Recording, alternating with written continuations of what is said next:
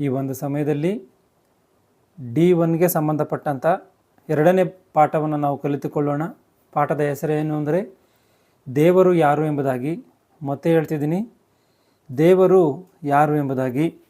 ಈ ಪ್ರಪಂಚದ ಒಂದು ಮನುಷ್ಯರ ವಿಷಯದಲ್ಲಿ ನಾವು ಆಲೋಚನೆ ಮಾಡಿ ನೋಡುವಂಥದ್ದಾದರೆ ದೇವರು ನಮಗೆ ಗೊತ್ತಿಲ್ವಾ ಎಂಬುದಾಗಿ ಆಲೋಚನೆ ಮಾಡ್ತಾರೆ. ಈ ದೇವರ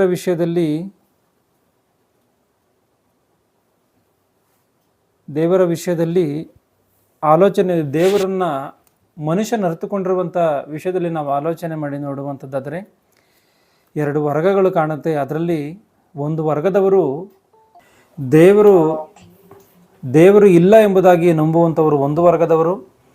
ಇನ್ನೊಂದು ವರ್ಗದವರು ಯಾವುದೋ ಒಬ್ಬ ದೇವರನ್ನು ನಂಬಿಕೊಳ್ಬೇಕು, ಈ ಒಂದು ಭೂಮಿ ಮೇಲೆ ಇರುವಂಥ ಕಾಲದವರೆಗೆ ನಮ್ಮ ಶರೀರಗಳು ಸುಖದಿಂದ ಇರಬೇಕು, ಅದಕ್ಕೋಸ್ಕರ ಈ ಒಂದು ತಮ್ಮ ಶರೀರದ ಸುಖಕ್ಕೋಸ್ಕರ ದೇವರನ್ನ ನಂಬಿಕೊಂಡು ಬದುಕುವಂಥ ಜನರು ಒಂದು ವರ್ಗದವರು.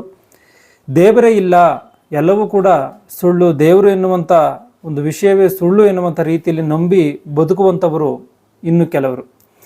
ಈಗಿರುವಂಥ ಸಮಯದಲ್ಲಿ ಕೆಲವರು ಪ್ರಕೃತಿಯನ್ನೇ ದೇವರನ್ನಾಗಿ ಮಾಡಿಕೊಂಡು, ಈ ಪ್ರಕೃತಿ ಮಾತೆ ಎನ್ನುವಂಥದ್ದೇ ಪ್ರತಿಯೊಂದಕ್ಕೂ ಮನುಷ್ಯನ ಜೀವಂತವಾಗಿರುವುದಕ್ಕೆ ಕಾರಣ, ಎಲ್ಲದಕ್ಕೂ ಕಾರಣ ಈ ಪ್ರಕೃತಿಯೇ ಆಗಿರುವಂಥ ಕಾರಣ, ಈ ಪ್ರಕೃತಿಯೇ ದೇವರು ಎಂಬುದಾಗಿ ಮನುಷ್ಯನ ಅಂದುಕೊಂಡು ಅವನಿಗೆ ಇಷ್ಟ ಬಂದಂಥ ರೀತಿಯಲ್ಲಿ ಬದುಕ್ತಾ ಇಷ್ಟಾನುಸಾರವಾಗಿ ಪಾಪಗಳನ್ನು ಮಾಡ್ತಾ ಇದ್ದಾನೆ.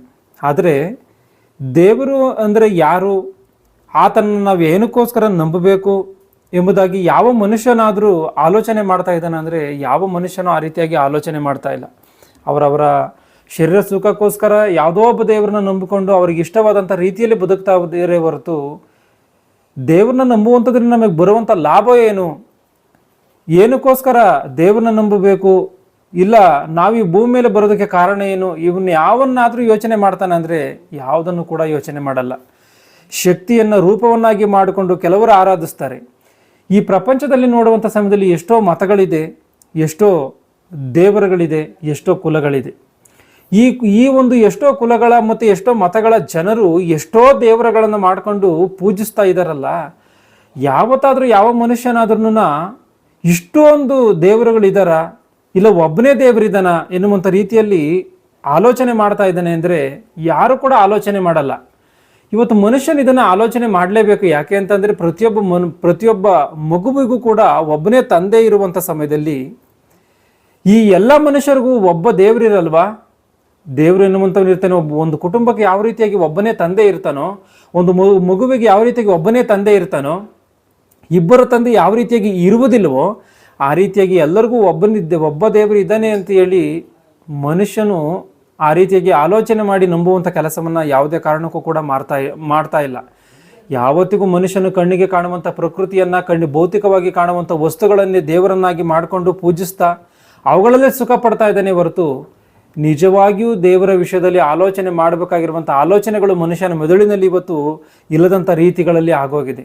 ಈ ಪ್ರಕೃತಿಯನ್ನು ನೋಡುವಂಥದ್ದು, ಇದರಲ್ಲಿ ಪರಿಶೀಲನೆ ಮಾಡುವಂಥದ್ದು, ಇದರಿಂದ ಶಾಸ್ತ್ರಗಳನ್ನಾಗಿ ಹುಟ್ಟಿಸ್ಕೊಂಡು ಇದರಲ್ಲಿ ಏನೋ ನಾವು ಮೇಧಾವಿಗಳು ಎಂಬುದಾಗಿ ಹೇಳ್ಕೊಳ್ತಾ ದೇವರನ್ನೇ ಮರೆತು ಹೋಗುವಂಥ ರೀತಿಯಲ್ಲಿ ಇನ್ನೊಬ್ಬರಿಗೆ ಪ್ರೇರೇಪಣೆಯನ್ನು ಕೊಡ್ತಾ ದೇವರೇ ಇಲ್ಲ ಎನ್ನುವಂಥ ರೀತಿಯಲ್ಲಿ ಎಷ್ಟೋ ಮಾತುಗಳನ್ನು ಹೇಳ್ತಾ ಈ ಸಮಾಜದಲ್ಲಿ ಬದುಕ್ತಾ ಇರುವಂಥವರು ವಿಜ್ಞಾನಿಗಳು. ಆಲೋಚನೆ ಮಾಡಿ, ಈ ವಿಜ್ಞಾನಿಗಳು ಹೇಳಿರುವಂಥ ವಿಷಯ ಏನು ಅಂತಂದರೆ ಈ ಸೃಷ್ಟಿಯೆಲ್ಲ ಯಾವ ರೀತಿಯಾಗಿ ಉಂಟಾಯಿತು ಎಂಬುದಾಗಿ ನೋಡುವಂಥದ್ದಾದರೆ 1989ನಲ್ಲಿ ಕಾಸ್ಮಿಕ್ ಬ್ಯಾಕ್ಗ್ರೌಂಡ್ ಎಫ್ರೋಲ್ ಎನ್ನುವಂಥ ಒಂದು ನೌಕೆಯನ್ನು ಆಕಾಶಕ್ಕೆ ಕಳಿಸಿ ಅದರಿಂದ ತಿಳಿಸಲ್ಪಟ್ಟಂಥ ವಿಷಯವನ್ನು ಇವರು ಪ್ರಪಂಚಕ್ಕೆ ಪರಿಚಯ ಮಾಡ್ತಾರೆ. ಅದುವೇ ಬಿಗ್ ಬ್ಯಾಂಗ್ ಥಿಯರಿ, ಎಲ್ಲರಿಗೂ ಗೊತ್ತಿರುವಂಥ ಸಂಗತಿ ಇದು. ಅಂದರೆ ಇದೇನು ಎಂಬುದಾಗಿ ನೋಡುವಂಥದ್ದಂದರೆ 1500 ಕೋಟಿ ವರ್ಷಗಳ ಹಿಂದೆ ಮಹಾಸ್ಫೋಟ ಬಂದಿದೆ, ಆ ಸ್ಫೋಟದ ಮೂಲಕವಾಗಿ ಇಡೀ ವಿಶ್ವ ಉಂಟಾಗಿದೆ ಎನ್ನುವಂಥದ್ದನ್ನು ಇವರು ಇತ್ತೀಚೆಗೆ ಹೇಳಿದಂಥ ಈ ಮಾತನ್ನು ಬೈಬಲ್ ಎನ್ನುವಂಥದ್ದು ಸಾವಿರಾರು ವರ್ಷಗಳ ಕೆಳಗೇನೆ ಈ ಮಾತುಗಳು ಬೈಬಲಲ್ಲಿ ಬರೆಯಲ್ಪಟ್ಟಿರುವಂಥದ್ದು ನಮಗೆ ಸ್ಪಷ್ಟವಾಗಿ ಗೊತ್ತಿದೆ. ಆ ಮಾತುಗಳನ್ನು ಸ್ವಲ್ಪವಾಗಿ ಓದಿಕೊಂಡು ಮುಂದೆ ಸಾಗಿ ಹೋಗೋಣ. ಇಬ್ರಿಯರಿಗೆ ಬರೆದ ಪುಸ್ತಕ 11ನೇ ಅಧ್ಯಾಯ 3ನೇ ವಚನವನ್ನು ಗಮನಿಸಿ. ಇಬ್ರಿಯರಿಗೆ ಬರೆದ ಪುಸ್ತಕ 11ನೇ ಅಧ್ಯಾಯ 3ನೇ ವಚನವನ್ನು, ಲೋಕಗಳು ದೇವರ ಮಾತಿನಿಂದ ನಿರ್ಮಿತವಾದವು. ಗಮನಿಸಿ, ದೇವರ ಮಾತಿನಿಂದ ಅಂದರೆ ಯಾವ ಮನುಷ್ಯನಾಗಲಿ ಮಾತನಾಡುವಂಥ ಮಾತಿನ ಶಬ್ದವು ಕೇಳುತ್ತೆ ಹೊರತು ಅದರ ರೂಪವು ಕಾಣುವುದಲ್ಲ. ಇವರು ಬಿಗ್ ಬ್ಯಾಂಗ್ ಥಿಯರಿ ಅಂದರೆ ದೊಡ್ಡ ಸ್ಫೋಟ ಬಂದಿದೆ ಎಂಬುದಾಗಿ ಹೇಳ್ತಾ ಇದ್ದಾರೆ ಹೊರತು ಆ ಸ್ಫೋಟ ಬರುವುದಕ್ಕೆ ಕಾರಣ ಏನು, ಇಲ್ಲವೇ ಆ ಶಬ್ದವನ್ನು ಮಾಡಿದಂಥವ್ರು ಯಾರು ಎಂಬುದಾಗಿ ಆಲೋಚನೆ ಮಾಡ್ತಾ ಇದ್ದಾರೆ ಅಂದರೆ ಆಲೋಚನೆ ಮಾಡ್ತಾ ಇಲ್ಲ. ಶಬ್ದವು ಏನೋ ನಮಗೆ ಗೊತ್ತಿಲ್ಲ, ಒಟ್ಟರೆ ಶಬ್ದವು ಬಂದಿದೆ, ಶಬ್ದದ ಮೂಲಕವಾಗಿ ಉಂಟಾಗಿದೆ ಅಂತ ಹೇಳ್ತಾ ಇದ್ದಾರೆ ಹೊರತು ಶಬ್ದವ ತನ್ನಟಿಗೆ ತಾನೇ ಬರುತ್ತಾ ಎನ್ನುವಂಥ ರೀತಿಯಲ್ಲಿ ಸಾಮಾನ್ಯ ಜ್ಞಾನವೂ ಕೂಡ ಇಲ್ಲದಂಥ ರೀತಿಯಲ್ಲಿ ಇವರಿದ್ದಾರೆ. ಆಲೋಚನೆ ಮಾಡಬೇಕು ನಾವು, ಈ ವಿಜ್ಞಾನಿಗಳು ಎಷ್ಟರ ಮಟ್ಟಿಗೆ ಜ್ಞಾನಿಗಳು ಎನ್ನುವಂಥದ್ದನ್ನು. ಯಾಕೆ ಅಂತಂದರೆ ಯಾವುದೇ ಒಂದು ಕ್ರಿಯೆಯ ಹಿಂದೆ ಯಾವುದೊಬ್ಬ ಮನುಷ್ಯನ ಇದ್ದೇ ಇರ್ತಾನೆ. ಒಂದು ಏನೋ ನಡೆಯುತ್ತೆ ಅಂದರೆ ಅದ್ರ ಹಿಂದೆ ಯಾರೊಬ್ರು ಇದ್ದೇ ಇರ್ತಾರೆ. ಈಗ ದೊಡ್ಡ ಸ್ಫೋಟ ಬಂದಿದೆ ಅಂದರೆ ಆ ಸ್ಫೋಟವನ್ನು ಮಾಡಿದಂಥವ್ರು ಇರ್ತಾರೆ ಎನ್ನುವಂಥದ್ದು ಇದು ಸಾಮಾನ್ಯವಾದಂಥ ಜ್ಞಾನ. ಇಂಥ ಜ್ಞಾನವೂ ಇಲ್ಲದಂಥ ರೀತಿಯಲ್ಲಿ ಶಬ್ದವು ಬಂದಿರುವಂಥದ್ದು ನಿಜ, ಆದರೆ ಏನೋ ನಮಗೆ ಗೊತ್ತಿಲ್ಲ, ಶಬ್ದದ ಮೂಲಕವಾಗಿ ಉಂಟಾಗಿದೆ ಅಂತ ಅಂದರೆ ಇವರು ಅರ್ಧಬರ್ಧ ತಿಳಿದುಕೊಂಡು ಅರ್ಧಬರ್ಧ ಹೇಳುವಂಥದ್ದು ಸತ್ಯವ?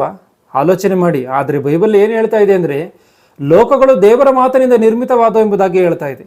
ಅಂದರೆ ದೇವರ ಮಾತೆ ಆ ಶಬ್ದದ ಮೂಲಕವಾಗಿ ಇಡೀ ಸೃಷ್ಟಿ ಉಂಟಾಗಿದೆ. ಅಂದರೆ ದೇವರ ಮಾತಿನಿಂದ ಇಡೀ ಸೃಷ್ಟಿ ಉಂಟಾಗಿದೆ ಎನ್ನುವಂಥದ್ದನ್ನು ಬೈಬಲ್ ತಿಳಿಸ್ತಾ ಇದೆ. ಅಷ್ಟು ಮಾತ್ರವಲ್ಲದೆ ಆದಿಕಾಂಡ ಗ್ರಂಥದಲ್ಲಿ 1ನೇ ಅಧ್ಯಾಯ 31ನೇ ವಚನದಿಂದ 31 ವಚನಗಳಲ್ಲಿ ನೋಡ್ಕೊಂಡು ಹೋಗುವಂಥದ್ದಾದರೆ ದೇವರು ಬೆಳಕಾಗಲೆನ್ನಲು ಬೆಳಕಾಯಿತು, ಕತ್ತಲೆ ಆಗಲೆನ್ನಲು ಕತ್ತಲೆ ಆಯಿತು, ಮತ್ತು ಗಿಡ ಮರಗಳು ಉಂಟಾಗಲಿ ಎಂಬುದಾಗಿ ದೇವರು ಹೇಳಿದಂಥ ಎಲ್ಲ ಮಾತುಗಳು ಕಾಣುತ್ತೆ. ಆಲೋಚನೆ ಮಾಡಿ, ಶಾಸ್ತ್ರವು ತಿಳಿಸದೇ ಇರುವಂಥ ಒಂದು ವಿಷಯವನ್ನು ಬೈಬಲ್ ಎನ್ನುವಂಥದ್ದು ಶಾಸ್ತ್ರಕ್ಕಿಂತ ಮೊದಲೇ, ಶಾಸ್ತ್ರಜ್ಞರು ಹುಟ್ಟುವುದಕ್ಕಿಂತ ಮೊದಲೇ ತಿಳಿಸಿದಂಥದ್ದು ಬೈಬಲ್. ಆಲೋಚನೆ ಮಾಡಿ, ದೇವರು ತನ್ನ ವಿಷಯದಲ್ಲಿ ಆತನು ಸಾಕ್ಷಿ ಕೊಡ್ತಿರುವಂಥ ಮಾತುಗಳು ಇವೆಲ್ಲವೂ ಕೂಡ. ಆಲೋಚನೆ ಮಾಡಬೇಕು ನಾವು, ದೇವರು ಯಾರೋ ಎಂಬುದಾಗಿ ನಾವು ಅಂದ್ಕೊಳ್ತೀವಿ. ದೇವರು ಅಂದರೆ ಏನೋ, ದೇವರು ಅಂದರೆ ಈ ಪ್ರಕೃತಿಯಲ್ಲಿ ಇರುವಂಥದ್ದನ್ನು ಯಾವುದನ್ನೋ ಬಯಸ್ತಾನೆ, ದೇವರು ನಮ್ಮ ಬಲಿಗಳನ್ನು ಕೇಳ್ತಾನೆ, ದೇವರು ನಮ್ಮಲ್ಲಿರುವಂಥ ಯಾವುದೋ ಭೌತಿಕವಾದಂಥ ವಸ್ತುಗಳನ್ನು ಕೇಳ್ತಾನೆ ಅಂತೇಳಿ ಲೋಕದ ಮನುಷ್ಯರೆಲ್ಲರೂ ಕೂಡ ಅಂದುಕೊಂಡು ಅದನ್ನು ಕೊಡ್ತಾ ಇದ್ದಾರೆ. ಅವೆಲ್ಲವೂ ಕೂಡ ತಪ್ಪು. ಯಾಕೆ ಅಂತಂದರೆ ಎಲ್ಲವನ್ನು ಉಂಟು ಮಾಡಿದಂಥ ದೇವರು ಆತನೇ ಏನೋ ಸಾಲದ ಬಂದ ನನಗೆ ಇಲ್ಲ, ಆತನಿಗೇನೋ ಕೊರತೆ ಉಳ್ಳವನಂತೆ ನಮ್ಮಿಂದ ಯಾವ ಒಂದು ವಸ್ತುವನ್ನು ಆತನು ಕೇಳುವಂಥವನಲ್ಲ. ಇಂಥ ಒಂದು ಮಹಾದೇವರು ಈ ಒಂದು ಮನುಷ್ಯನ ಒಟ್ಟಿಗೆ ಆತನು ಯಾವ ರೀತಿಯಾದಂಥ ಸಂಬಂಧದಲ್ಲಿ ಇದ್ದನೋ ಒಂದು ಸಾರಿ ಅಪೊಸ್ತಲ ಕೃತ್ಯಗಳು 17ನೇ ಅಧ್ಯಾಯ 26ನೇ ವಚನದಿಂದ ಗಮನಿಸಿ. ಅಪೊಸ್ತಲ ಕೃತ್ಯಗಳು 17ನೇ ಅಧ್ಯಾಯ 26ನೇ ವಚನದಿಂದ, ಆತನು ಒಬ್ಬನಿಂದಲೇ ಎಲ್ಲಾ ಜನಾಂಗದವರನ್ನು ಹುಟ್ಟಿಸಿ ಅವರವರು ಇರತಕ್ಕ ಕಾಲಗಳನ್ನ ಅವರವರ ನಿವಾಸಗಳ ಮೇರೆಗಳನ್ನ ನಿಷ್ಕರ್ಷಿಸಿ ಭೂಮಂಡಲದಲ್ಲೆಲ್ಲ ವಾಸ ಮಾಡಿ, ಒಂದು ವೇಳೆ ಅವರು ತಡವಾಡಿ ಕಂಡುಕೊಂಡಾರೇನೋ ಎಂದು ತನ್ನನ್ನು ಹುಡುಕುವವರನ್ನಾಗಿ ಮಾಡಿದ್ದಾನೆ. ಮುಂದೆ, ಆತನು ನಮ್ಮಲ್ಲಿ ಒಬ್ಬನಿಗೂ ದೂರವಾದವನಲ್ಲ. ಗಮನಿಸಿ, ದೇವರು ನಮ್ಮಲ್ಲಿ ಒಬ್ಬನಿಗೂ ಕೂಡ ದೂರವಾದವನಲ್ವಂತೆ. ಆದರೆ ಮನುಷ್ಯನು ಮಾತ್ರ ದೇವರಿಂದ ಬಹಳ ಬಹಳ ಬಹಳ ಬಹಳ ದೂರ ಆಗಿ ಹೋಗ್ಬಿಟ್ಟಿದ್ದಾನೆ. ಪಾಪವನ್ನು ಮಾಡ್ತಾ ದೂರ ಬದುಕ್ತಾ ಇದ್ದಾನೆ, ದೇವರನ್ನ ಮರಿತಾ ದೂರ ಬದುಕ್ತಾ ಇದ್ದಾನೆ, ದೇವರೇ ಇಲ್ಲ ಎನ್ನುವಂಥ ರೀತಿಯಲ್ಲಿ ದೇವರಿಂದ ದೂರ ಬದುಕ್ತಾ ಇದ್ದಾನೆ. ಯಾವ ದೇವರ ಮಾತುಗಳು ಕೂಡ ಲೆಕ್ಕಕ್ಕಿಲ್ಲದಂಥ ರೀತಿಯಲ್ಲಿ ಬದುಕ್ತಾ ಇದ್ದಾನೆ. ಇಲ್ಲಿ ದೂರವಾಗಿ ಮನುಷ್ಯನು ದೇವರಿಂದ ದೂರ ಹೋಗ್ತಾ ಇದ್ದಾನೆ. ಆದರೆ ಆ ದೇವರು ಮನುಷ್ಯನನ್ನು ಬಿಟ್ಟುಕೊಡದಂಥ ರೀತಿಯಲ್ಲಿ ದೇವರಿಗೆ ಮನುಷ್ಯನಿಗೆ ದೇವರು ಹತ್ತಿರವಾಗಿ ಇದ್ದುಕೊಂಡು ಯಾವಾಗಲೂ ಮನುಷ್ಯನೊಟ್ಟಿಗೆ ಇರಬೇಕು ಎಂಬುದಾಗಿ ಬಯಸುವಂಥ ಆ ಒಂದು ಎತ್ತಂಥ ತಂದೆಯಾದಂಥ ದೇವರೇ ನಿಜವಾದಂಥ ದೇವರು, ನಿಜವಾದಂಥ ನಿನ್ನ ತಂದೆ. ಗಮನಿಸಬೇಕು ಈ ಮಾತನ್ನು. ಇವತ್ತು ಈ ಒಂದು ಪ್ರಪಂಚದ ಮನುಷ್ಯರಲ್ಲಿ ನಿನ್ನ ತಂದೆ ಯಾರಪ್ಪ ಅಂತ ಹೇಳಿ ಯಾರನ್ನಾದರೂ ಕೇಳಿದಾಗ ನನ್ನ ತಂದೆ ಯಾರೋ ಎನ್ನುವಂಥದ್ದೇ ನನಗೆ ಗೊತ್ತಿಲ್ಲ ಎಂಬುದಾಗಿ ಹೇಳಿದ್ರೆ ಅದು ಎಂಥ ಭಯಂಕರವಾದಂಥ ಪರಿಸ್ಥಿತಿಯೋ ಆಲೋಚನೆ ಮಾಡಿ. ನಮ್ಮನ್ನು ಎತ್ತಂಥ ತಂದೆ ನಮಗೆ ಗೊತ್ತಿಲ್ಲ ಅಂದ್ಕೊಳ್ಳಿ, ಎಂಥ ಭಯಂಕರವಾದಂಥ ಪರಿಸ್ಥಿತಿ. ಅದ್ರ ತಂದೆ ಇದ್ದಾರ, ನಾವು ಈ ಭೂಮಿ ಮೇಲೆ ಬರೋದಕ್ಕೆ ಭೌತಿಕವಾದಂಥ ತಂದೆ ಇದ್ದಾರ, ಖಚಿತವಾಗಿ ಇದ್ದೇ ಇದ್ದಾರೆ. ಆ ತಂದೆ ನಮಗೆ ಗೊತ್ತಿರ್ಬೇಕಲ್ವಾ? ಒಂದು ವೇಳೆ ಆ ತಂದೆ ಗೊತ್ತಿಲ್ಲ ಅಂದರೆ ಅವನಂಥ ದೌರ್ಭಾಗ್ಯನೂ ಇನ್ನೊಬ್ಬನಿರಲ್ಲ. ಆಗಿರುವಂಥ ಕಾರಣ ಪ್ರತಿಯೊಬ್ಬ ಮನುಷ್ಯನಿಗೂ ಕೂಡ ಒಬ್ಬನೇ ದೇವರಿದ್ದಾನೆ ಎನ್ನುವಂಥದ್ದನ್ನು ಮನುಷ್ಯನ ಅರ್ಥ ಮಾಡ್ಕೊಂಡು ಆ ದೇವರ ಬಳಿಗೆ ತಿರುಗಿಕೊಳ್ಳಬೇಕು. ಆ ಒಂದು ದೇವರ ಬಗ್ಗೆ ತಿಳಿಸುವಂಥ ಏಕೈಕ ಗ್ರಂಥವೇ ಬೈಬಲ್ಲು. ಈ ಬೈಬಲ್ಲು ಆ ದೇವರ ವಿಷಯದಲ್ಲಿ ಏನು ಹೇಳಿದೆಯೋ ಒಂದ್ಸರಿ ರೋಮಪುರದವ್ರಿಗೆ ಬರೆದ ಪುಸ್ತಕ 1ನೇ ಅಧ್ಯಾಯ 26ನೇ ವಚನವನ್ನು ಗಮನಿಸಿ. ರೋಮಪುರದವ್ರಿಗೆ ಬರೆದ ಪತ್ರಿಕೆ 1ನೇ ಅಧ್ಯಾಯ 20ನೇ ವಚನವನ್ನು, ಹೇಗೆಂದರೆ ಕಣ್ಣಿಗೆ ಕಾಣದಿರುವ ಆತನ ಗುಣಲಕ್ಷಣಗಳು. ಯಾಕೆಂದ್ರೆ ದೇವರು ಕಣ್ಣಿಗೆ ಕಾಣದೇ ಇರುವಂತ ಕಾರಣ ಆತನ ಗುಣಗಳನ್ನು ಈ ಪ್ರಕೃತಿಯಲ್ಲಿ ಇಟ್ಟಿದ್ದಾನೆ. ಕಣ್ಣಿಗೆ ಕಾಣದಿರುವ ಆತನ ಗುಣಲಕ್ಷಣಗಳು ಅಂದರೆ ಆತನ ನಿತ್ಯ ಶಕ್ತಿಯು, ದೈವತ್ವವು ಜಗದುತ್ಪತ್ತಿ ಮೊದಲುಗೊಂಡು ಆತನು ಮಾಡಿದ ಸೃಷ್ಟಿಗಳ ಮೂಲಕ ಬುದ್ಧಿಗೆ ಗೊತ್ತಾಗಿ ಕಾಣಬರುತ್ತದೆ. ನಿರಂತರವೂ ಉರಿಯುವಂತ ಸೂರ್ಯನಿಗಿರುವಂತ ನಿತ್ಯ ಶಕ್ತಿ ಇದು ದೇವರ ಲಕ್ಷಣ. ಕೋಟ್ಯಾನುಕೋಟಿ ವರ್ಷಗಳಿಂದಲೂ ಈ ಭೂಮಿ ತಿರುಗ್ತಾ ಇದೆ. ಇವೆಲ್ಲವೂ ಕೂಡ ನಿತ್ಯ ಶಕ್ತಿಗಳಿವೆಲ್ಲ. ಇವೆಲ್ಲ ಯಾರ ಲಕ್ಷಣ? ನಿತ್ಯ ಶಕ್ತಿ ಎನ್ನುವಂಥದ್ದು ದೇವರ ಲಕ್ಷಣವಾಗಿರುವಂಥ ಕಾರಣ ಆತನ ಲಕ್ಷಣವನ್ನ ಈ ಪ್ರಕೃತಿಯಲ್ಲಿ ಇಟ್ಟಿದ್ದಾನೆ.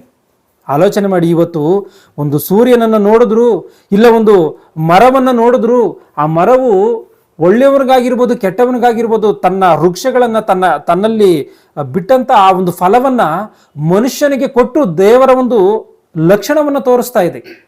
ಮನುಷ್ಯನದನ್ನು ಗುರುತಿಸ್ತಾ ಇಲ್ಲ. ಇವತ್ತೊಂದು ಪ್ರಾಣಿ ಮನುಷ್ಯನಿಗೋಸ್ಕರವೇ ಬಲಿಯಾಗಿ ದೇವರ ಒಂದು ದೈವತ್ವವನ್ನು ತನ್ನಲ್ಲಿ ತೋರಿಸ್ತಾ ಇದೆ. ಆದರೆ ಮನುಷ್ಯನ ಇದನ್ನು ಅರ್ಥ ಮಾಡ್ಕೊಳ್ತಾ ಇಲ್ಲ ಅಷ್ಟೇ. ಈ ಪ್ರಕೃತಿಯಲ್ಲಿರುವಂಥ ಪ್ರತಿಯೊಂದು ಕೂಡ, ಆಕಾಶದಲ್ಲಿರುವಂಥ ಪ್ರತಿಯೊಂದು ಕೂಡ 5 ಅಡಿ 6 ಅಡಿ ಇರುವಂಥ ಮನುಷ್ಯನ ಚಿಕ್ಕ ಶರೀರಕ್ಕೋಸ್ಕರ ದೊಡ್ಡ ಸೂರ್ಯನು, ದೊಡ್ಡ ನಕ್ಷತ್ರಗಳು ಇವೆಲ್ಲವೂ ಕೂಡ ಸೇವೆ ಮಾಡಿ ದೇವರ ದೈವತ್ವವನ್ನು ತೋರಿಸ್ತಾ ಇದೆ. ಮನುಷ್ಯನು ಇದನ್ನೆಲ್ಲವನ್ನು ನೋಡಿ ದೇವರನ್ನ ಗುರುತಿಸ್ಬೇಕು. ಅದೇ ರೋಮಪುರದವರಿಗೆ ಬರೆದ ಪುಸ್ತಕ 1ನೇ 20ನೇ ವಚನದಲ್ಲಿರುವಂಥ ಮಾತು, ಆತನು ಮಾಡಿದ ಸೃಷ್ಟಿಗಳ ಮೂಲಕ ಬುದ್ಧಿಗೆ ಗೊತ್ತಾಗಿ ಕಾಣಬರುತ್ತದೆ ಅಂತ. ದೇವ್ರನ್ನ ನಾವು ಅನುಭವದಿಂದ ಯಾವ ರೀತಿಯಾಗಿ ತಿಳಿದುಕೊಳ್ಬೇಕು ಅಂದ್ರೆ ಈ ರೀತಿಯಾಗಿ ಈ ಪ್ರಕೃತಿನೆಲ್ಲವನ್ನು ನೋಡಿ ನಾವು ದೇವ್ರನ್ನ ಗುರುತಿಸ್ಬೇಕು. ಆಲೋಚನೆ ಮಾಡಿ, 1 ಸೆಕೆಂಡಿಗೆ 31 ಕಿಲೋಮೀಟರ್ ಸ್ಪೀಡ್ನಲ್ಲಿ ಈ ಭೂಮಿ ತಿರುಗ್ತಾ ಇದೆ ಅಂದ್ರೆ ಇದರಿಂದ ದೇವರಿಲ್ವಾ? ಒಂದ್ ವೇಳೆ ಇದರಿಂದ ಏನಾದರೂ ಶಾಸ್ತ್ರ ಇದೆಯಾ? ಸೈನ್ಸ್ ಎನ್ನುವಂಥದ್ದು ಇದೆಯಾ? ಖಚಿತವಾಗಿಯೂ ಸೈನ್ಸ್ ಎನ್ನುವಂಥದ್ದಿಲ್ಲ, ದೈವತ್ವವೇ ಇದೆ. ಇವೆಲ್ಲವೂ ಕೂಡ ಈ ರೀತಿಯಾಗಿ ಯಥಾ ಪ್ರಕಾರವಾಗಿ ಕ್ರಮವಾಗಿ ನಡೀತಾ ಇದೆ ಅಂದ್ರೆ ಇದಕ್ಕೆ ಕಾರಣ ಸೈನ್ಸಾ ಇಲ್ಲ ದೈವತ್ವವ ಅಂತ ಅಂದ್ರೆ ದೈವತ್ವವೇ ಅಂತ ಹೇಳಿ ಒಪ್ಪಿಕೊಳ್ಳುವಂಥದ್ದು ತಪ್ಪಲ್ಲ ಯಾವುದೇ ಕಾರಣಕ್ಕೂ ಕೂಡ. ಮತ್ತೆ ಕೀರ್ತನೆಗಳು 19ನೇ ಕೀರ್ತನೆ 1ನೇ ವಚನವನ್ನು ಗಮನಿಸಿ.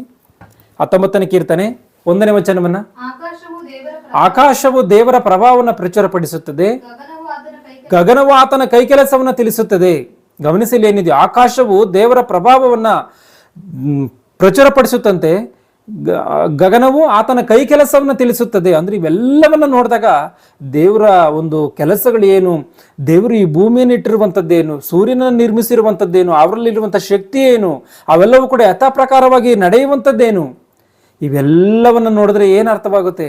ದೇವರು ಖಚಿತವಾಗಿ ಇದ್ದಾನೆ ಅಂತಲೇ ಮನುಷ್ಯನು ಒಪ್ಪಿಕೊಳ್ಳಲೇಬೇಕು ಒಂದಲ್ಲ ಒಂದು ದಿನವಾದರೂ. ಆಲೋಚನೆ ಮಾಡಿ, ದೈವತ್ವವು ಈ ಪ್ರಕೃತಿಯಲ್ಲಿ ಇದೆಯಾ? ಇದೆ. ಇವತ್ತು ನಾವೇನೋ ದೇವ್ರಿಗೂ ಕಣ್ಣಿಗೆ ಕಾಣಲ್ವಲ್ಲ, ದೇವ್ರನ್ನ ಯಾವ ರೀತಿಯಾಗಿ ನಂಬಬೇಕು ಅಂತೇಳಿ ನಾವು ಅಂದುಕೊಂಡ್ರೆ ಅದು ತಪ್ಪು. ಯಾಕೆಂದ್ರೆ ಇವತ್ತು ನಾವು ಉಸಿರಾಡ್ತಾ ಇರುವಂಥ ಗಾಳಿಯೂ ಕೂಡ ಕಣ್ಣಿಗೆ ಕಾಣಲ್ಲ. ಆದರೆ ಯಾರನ್ನಾದರೂ ಇಲ್ಲ ಅಂತೇಳಿ ಹೇಳೋದಕ್ಕಾಗತ್ತಾ? ಸಾಧ್ಯವಿಲ್ಲ. ವಿದ್ಯುತ್ ಶಕ್ತಿಯನ್ನು ನಾವು ಪ್ರತಿ ಕ್ಷಣವೂ ಕೂಡ ಅನುಭವಿಸ್ತೀವಿ. ಇಲ್ಲ ಅಂತೇಳಿ ಹೇಳೋದಕ್ಕೆ ಸಾಧ್ಯವ? ಕಣ್ಣಿಗೆ ಕಾಣಲ್ಲ ಅಂತ ಹೇಳಿ ಸಾಧ್ಯವಿಲ್ಲ. ಆ ರೀತಿಯಾಗಿ ಹೇಳುವಂಥವನು ಮೂಢ. ಆಲೋಚನೆ ಮಾಡಿ, ಆಕಾಶದ ಶಕ್ತಿಗಳು ಕಣ್ಣಿಗೆ ಕಾಣುತ್ತಾ? ಕೆಲವುಗಳು ಕಾಣಲ್ಲ. ಆದರೆ ಅವುಗಳಿಂದ ಬರುವಂಥ ಶಕ್ತಿಯನ್ನು ನಾವು ಅನುಭವಿಸ್ತಾ ಇದ್ದೀವಿ.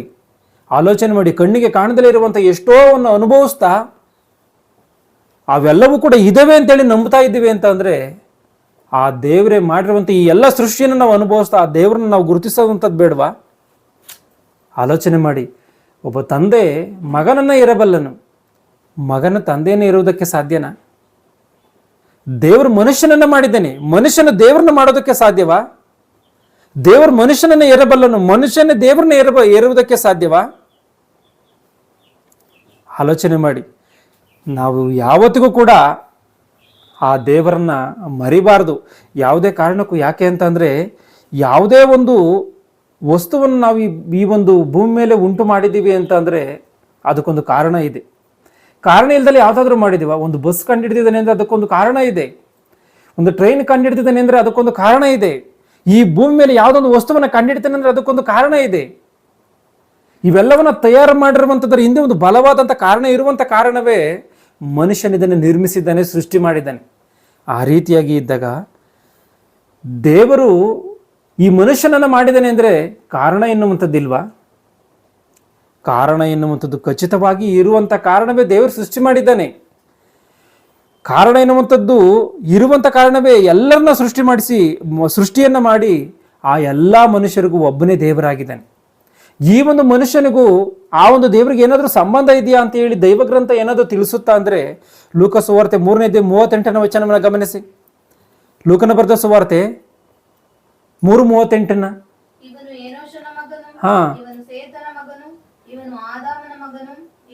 ಆದಾಮನು ದೇವರ ಮಗನು.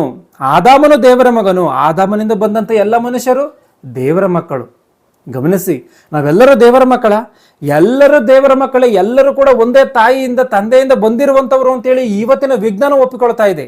ಆದರೆ ಸಾವಿರಾರು ವರ್ಷಗಳ ಕೆಳಗೆ ದೇವರು ಬೈಬಲಲ್ಲಿ ಬರೆಸಿಕೊಟ್ಟಿದ್ದಾನೆ. ಆಲೋಚನೆ ಮಾಡಿ, ಸೈನ್ಸ್ ಎನ್ನುವಂಥದ್ದು ಹುಟ್ಟುವುದಕ್ಕಿಂತ ಮೊದಲೇ ಸಾವಿರಾರು ವರ್ಷಗಳಿಗಿನ ಹಿಂದೆನೇ ದೇವರು ಎಲ್ಲ ಸತ್ಯಗಳನ್ನು ಬರೆಸಿಕೊಟ್ಟಿದ್ದಾನೆ. ಇಂಥ ಸತ್ಯಗಳನ್ನು ಬರೆಸಿಕೊಟ್ಟಿರುವಂತಹ ಆ ದೇವರೇ ನಿನ್ನ ನಿಜವಾದಂಥ ತಂದೆ ಎಂಬುದಾಗಿ ಲೋಕ ಅರ್ಥ ಮಾಡಿಕೊಳ್ಬೇಕು. ಲೋಕ ಒಂದು ವೇಳೆ ಆ ರೀತಿಯಾಗಿ ಅರ್ಥ ಮಾಡ್ಕೊಳ್ಳದಲ್ಲೇ ಇದ್ದರೆ ಶಿಕ್ಷೆ ಎನ್ನುವಂಥದ್ದು ತಪ್ಪಲ್ಲ. ಆಗಿರುವಂಥ ಕಾರಣ ನಮ್ಮೆಲ್ಲರನ್ನು ಉಂಟು ಮಾಡಿರುವಂಥ ಸಾಕ್ಷಾತ್ ತಂದೆಯಾದಂಥ ದೇವರೇ ನಿಜವಾದಂಥ ತಂದೆ, ನಿಜವಾದಂಥ ದೇವರು. ಈ ಮಾತನ್ನು ಹೇಳಿದ್ದು ಯಾರ ಗೊತ್ತಾ? ಈ ಲೋಕವೆಲ್ಲವೂ ಕೂಡ ಶಕಪುರುಷನನ್ನಾಗಿ ಯುಗಪುರುಷನನ್ನಾಗಿ ಆಯ್ಕೆ ಮಾಡಿಕೊಂಡಿರುವಂಥ ಯೇಸು ಕ್ರಿಸ್ತನು. ಇವತ್ತು ಒಂದು ತಾಯಿ ಒಂದು ಮಗುವಿಗೆ ಆ ಮಗುವಿಗೆ ಬುದ್ಧಿ ಇಲ್ಲದೆ ಇರುವಂಥ ಸಮಯದಲ್ಲಿ, ಇನ್ನು ಚಿಕ್ಕ ಒಂದು ವಯಸ್ಸಿನಲ್ಲಿ ಬಾಲ್ಯಾವಸ್ಥೆಯಲ್ಲಿ ಇರುವಂಥ ಸಮಯದಲ್ಲಿನೇ ತನ್ನ ತಂದೆಯನ್ನು ತೋರಿಸಿ, ಅಂದರೆ ಆ ಮಗುವಿನ ತಂದೆಯನ್ನು ತೋರಿಸಿ, ಅಂದರೆ ಆ ಒಂದು ಸ್ತ್ರೀಯ ಒಂದು ಗಂಡನನ್ನು ತೋರಿಸಿ ಈತನೇ ನಿನ್ನ ತಂದೆ ಎಂಬುದಾಗಿ ಹೇಳುತ್ತದೆ. ಆ ರೀತಿಯಾಗಿ ನಂಬುತ್ತಾ ಆ ಮಗು ಅಂತಂದ್ರೆ, ಹೌದು, ನಮ್ಮ ಪ್ರಪಂಚದಲ್ಲಿರುವಂಥ ಎಲ್ಲ 800 ಕೋಟಿ ಮನುಷ್ಯರ ಪರಿಸ್ಥಿತಿಯೂ ಕೂಡ ಇದೆ. ಯಾಕಂದ್ರೆ ಯಾವ ಮನುಷ್ಯನೂ ಕೂಡ ತನ್ನ ತಂದೆ ತಾಯಿ ಮದುವೆ ಆಗಿದ್ದನ್ನು ಯಾರೂ ಕೂಡ ನೋಡಿರೋದಕ್ಕೆ ಸಾಧ್ಯ ಇಲ್ವೇ ಇಲ್ಲ. ನಾವು ಬೆಳೀತಾ ತಾಯಿ ಏನ್ ಮಾಡುತ್ತೆ, ಈಗಳಪ್ಪ ಈತನೇ ನಿನ್ನ ತಂದೆ ಎಂಬುದಾಗಿ ಹೇಳಿದ್ರೆ ಆ ರೀತಿಯಾಗಿ ನಂಬಿದೀವಿ. ಇವತ್ತಿಗೂ ಕೂಡ ಅದೇ ರೀತಿಯಾಗಿ ಬದುಕ್ತಾ ಇದ್ದೀವಿ.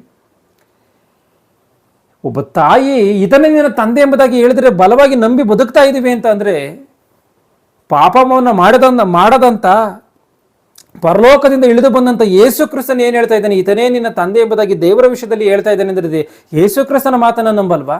ಒಬ್ಬ ತಾಯಿಯ ಮಾತನ್ನು ನಂಬಿ ಪ್ರಾಣ ಹೋಗುವವರೆಗೂ ಕೂಡ ಅದೇ ರೀತಿಯಾಗಿ ಈತನೇ ನನ್ನ ತಂದೆ ಎಂಬುದಾಗಿ ನಂಬ್ತೀವಿ ಅಂತ ಅಂದ್ರೆ, ಮತ್ತೆ ಯೇಸು ಕ್ರಿಸ್ತನ ಮಾತು, ಯೇಸು ಕ್ರಿಸ್ತನ್ ಹೇಳಿದ್ದಾನಲ್ಲ ಈತನೇ ನಿನ್ನ ತಂದೆ ಎಂಬುದಾಗಿ. ಆಲೋಚನೆ ಮಾಡಿ. ಆಗಿರುವಂಥ ಕಾರಣ ನಮ್ಮೆಲ್ಲರಿಗೂ ಕೂಡ ತಂದೆಯಾದಂಥ ದೇವರು ಒಬ್ಬರೇ ಎನ್ನುವಂಥದ್ದನ್ನು ನಾವು ಸ್ಪಷ್ಟವಾಗಿ ಅರ್ಥ ಮಾಡಿಕೊಳ್ಳಬೇಕು. ಎಫೆಸದವರಿಗೆ ಬರೆದ ಪುಸ್ತಕ 1:4 ವಚನದಿಂದ ಗಮನಿಸಿ. ಎಫೆಸದವರಿಗೆ ಬರೆದ ಪುಸ್ತಕ 1:4 ವಚನದಿಂದ,